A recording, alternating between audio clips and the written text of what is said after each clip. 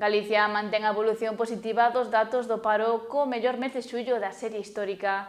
Segue sendo a autonomía con mellores datos na comparativa interanual. O mercado laboral galego continúa coa evolución favorable e consegue con 118.045 persoas a cifra de paro máis baixa nun mes de xullo dende o 1996, ano no que comezaron os rexistros.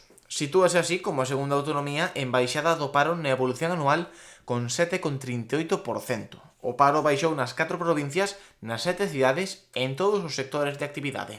Galicia mantén, o mercado laboral de Galicia mantén a súa boa tendencia en términos anuais, porque volvemos a ter outra vez unha cifra histórica no mes de xullo, a cifra de parados é a máis baixa da serie histórica, a pesar de que hai unha liseirísima subida respecto ao mes de xuño, certo é verdade que en términos anuais pois estamos nunha baixada do 7,38, é dicir, 2,61 puntos por enriba da media nacional. Somos a segunda comunidade autónoma en baixada do paro, como digo, en términos anuais.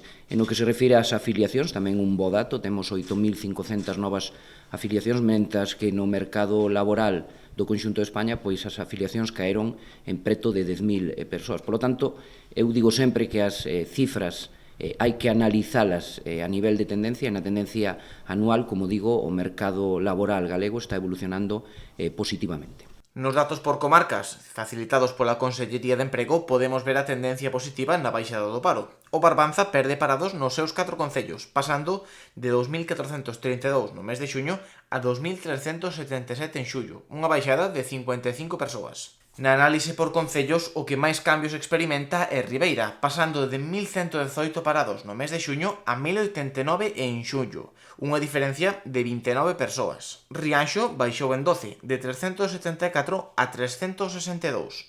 Os seus veciños de Boiro pasaron de 627 a perder 8 parados e situarse nos 619 de xullo. A Pobra do Caramiñal mudou dende os 313 parados do mes de xuño aos 307 de xullo. Muros foi outro dos grandes beneficiados este mes, baixando 19 parados en total e pasando de 259 en xuño a 240 en xullo. Outes perdeu 3 parados e baixou ata os 200, fronte aos 203 que tiña no mes de xuño.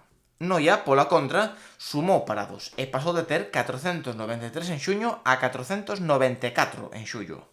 Porto do Son fixo o mesmo e pasou de 267 a 270 parados de diferencia. O concello peor parado foi Lousame, que gañou 4 persoas e pasou de 92 en xuño a 96 en xullo.